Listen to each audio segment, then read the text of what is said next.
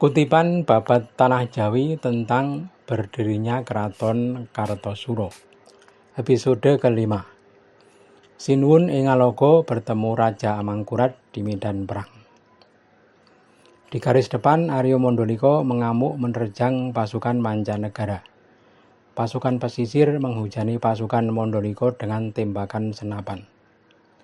Banyak prajurit Arya Mandalika tewas.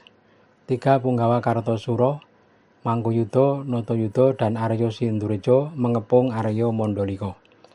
Sudah terpisah Arya Mandalika dari pasukan induk Mataram. Pangeran Panular masih berada di belakang. Arya Mandalika sudah di depan dikepung musuh. Terus dihujani senjata panah dan lembing, Arya Mandalika kelelahan. Pasukan musuh semakin banyak, pasukan Arya Mandalika terus menipis. Arya Mandalika sudah banyak menderita luka. Arya Mandalika berkata kepada para prajuritnya, "Kalian mundurlah, jangan mengikutiku. Aku tak hendak hidup lagi. Sampaikan sembahku untuk Tuan kita. Aku doakan Tuanku Sinuwun ing Ngaloga lestari menguasai tanah Jawa." Ki Mandalika mengamuk sambil menangis. Sudah tahu akan akhir hidupnya yang sebentar lagi tak selamat. Sementara itu Sinuwun ing Ngaloga sudah diberitahu bahwa Arya Mandalika sudah remuk beserta pasukannya. Pasukan Pangeran Panular juga sudah bubar. Musuh perlahan kian mendekat ke istana Pleret. Sinuwun ing Ngaloga berseru kepada segenap prajurit dan beberapa punggawa yang masih tersisa, seperti Arya Tambakbaya, Arya Surajaya, Ngabeyi Jagabaya, Raden Natabrata, dan Raden Wiramantri. Hei para perwiraku, ambillah benderaku gula kelapa. Pemegangnya jangan prajurit kecil, peganglah oleh para punggawa. Sang Raja Mataram sudah turun ke medan perang dengan naik kuda merah bernama Kamosari. Si kuda diberi pakaian perang warna mencolok, pelana bludru hijau dengan pita kain cinde merah. Sang Raja sendiri memakai baju bludru berwarna-warni dihias kain sutra dan kancing baju dari permata. Terlihat gagah dengan menyandang keris Kiai Maisonular dan tombak Kiai Pleret. Di hadapan sang raja mengawal para prajurit pilihan. Saat itu Sinuwun ing Ngaloga baru berusia 30-an tahun, sedang gagah-gagahnya. Pangeran Pamenang yang melihat sang raja turun tergopoh-gopoh mendekat sambil berkata, "Anak Prabu jangan keluar ke medan perang. Tinggallah di bangsal Ponconiti saja. Semua senjata meriam saja yang dikeluarkan. Kiai Guntur Geni, Kiai Subrasto, Kiai Segorowono, Kiai Kumborawi, Kiai Kumborowo, dan Kiai Pamecut. Semua meriam diisi dulu kalau Paduka hendak maju perang." Sang Raja berkata, "Baik, Paman. Semua meriam siapkanlah dan jagalah dulu. Kalau nanti kita kalah, masih bisa memberi perlindungan."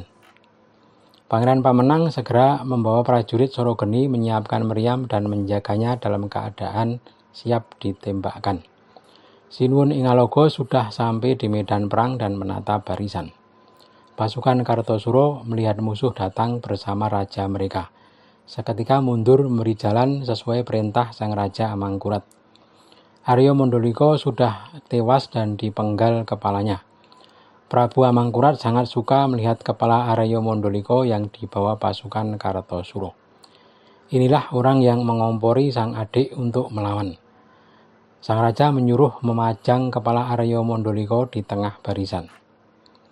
Sinuwun ing Ngaloga sudah memberi aba-aba menyerang. Pasukan Mataram serentak menerjang. Pertempuran kembali pecah. Pasukan Mataram mengamuk, kembali bangkit keberaniannya karena bersama raja mereka. Pasukan Mataram bubar, prajurit pesisir bertumbangan. Banyak prajurit tewas dan luka dari kedua pihak. Mayat-mayat berserakan bercampur aduk dari kedua kubu. Senjata-senjata sudah habis dikeluarkan. Yang tadinya pegang senapan kehabisan peluru, berganti perang tombak. Yang perang tombak sudah sama-sama patah tombaknya, lalu berganti perang keris. Para prajurit sudah banyak yang gugur atau lari dari medan perang. Para pembesar sudah turun sendiri ke medan perang. Bupati dari Demak, Kudus, Pati, Jepara, Tuban, Sedayu, Gresik, Lamongan, Madura, dan Surabaya sudah terlihat masuk ke gelanggang perang. Sementara suara kendang dan bendi terus menggema, tanda perang masih berlangsung. Lama-lama pasukan Kalagan terdesak karena kalah jumlah. Para mantri sudah lari mendekat ke Sinuwun ing Ngalogo, membuat sang raja muda itu marah. Sinuwun ing Ngalogo segera menenteng Kyai Pleret dan memacu kuda Komosari. Prajurit Kalagan melihat raja mereka menempuh perang, lalu ikut maju kembali. Semua bersiap hendak bela mati.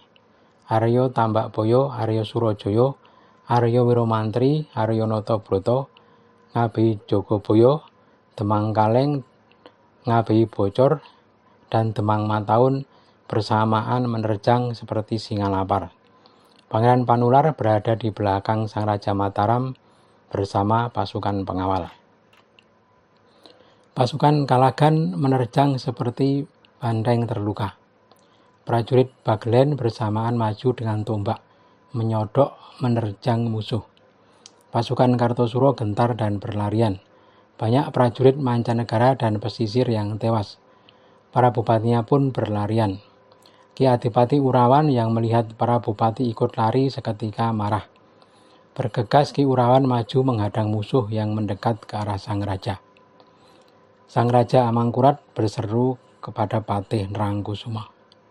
"Hei Nerangkusumo, bawalah pasukanku para anak-anak muda ini dari kesatuan Jogosuro dan Jodipati. Pimpinlah ke depan menghadang musuh."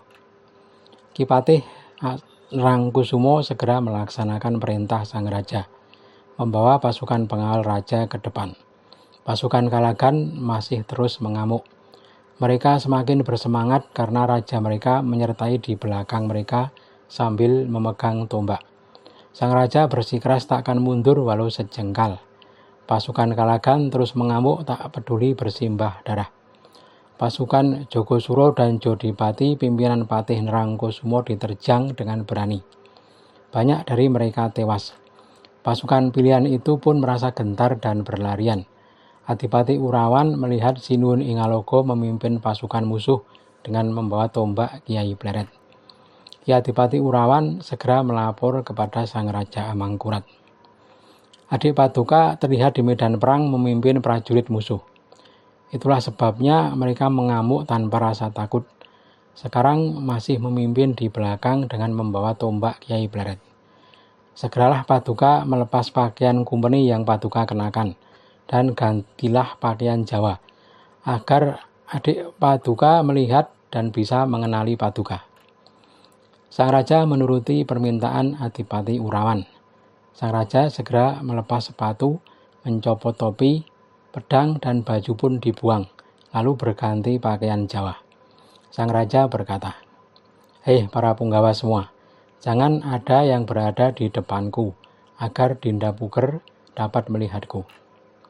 Para bupati menyisih ke kiri dan ke kanan. Pasukan kumpeni pun disuruh menjauh. Tak lama kemudian para mantri dari Kalagan sampai di hadapan Sang Raja Amangkurat. Para mantri yang sedang mengamuk ketika melihat Sang Raja berpayung kuning seketika berhenti. Sinuwun ing Ngalogo yang berada di belakang mereka bertanya, "Hei anak-anak, mengapa kalian berhenti? Musuh sudah hampir kalah." Tambakboyo berkata, "Paduka, ada orang yang berpayung kuning dikerubuti para Magarsari dengan membawa perabotan upacara. Maka para mantri takut menyerang." Sinuwun ing Ngalogo marah, "Hei para punggawa, menyisihlah ke kanan kiri. Itu anak admiral yang memaksa menguasai tanah Jawa. Menyingkirlah, aku akan memakainya sebagai wadah Kyai Pleret." Kyai Pleret sudah ditarik, siap dilemparkan ke arah Raja Amangkurat. Sinuwun ing Ngalogo berbisik pelan, "Kyai Pleret, aku minta karyamu. Bunuhlah si anak admiral itu." Sang raja memacu kuda. Kyai Pleret di tangan kanan siap dilepaskan. Ketika dekat, orang berpayung kuning menghentikan lari kudanya Kamasari. Sinuwun ing Aloka mekang kudanya dan memperhatikan orang yang menghentikannya. Tak salah lagi, itulah sang kakak Pangeran Adipati. Sinuwun ing Aloka segera menyembah dari atas kuda dan berbalik ke arah pasukannya. Sinuwun ing Aloka berseru, "Ayo kita mundur. Itu sungguh kanda Pangeran Adipati." Sinuwun ing Aloka memacu kuda diiringi para pasukan mundur meninggalkan medan perang. Sang Raja Amangkurat tersenyum sambil meneteskan air mata. Lalu memanggil para pasukan untuk terus mengikuti, tapi dari jauh saja. Jangan ada yang mendekat.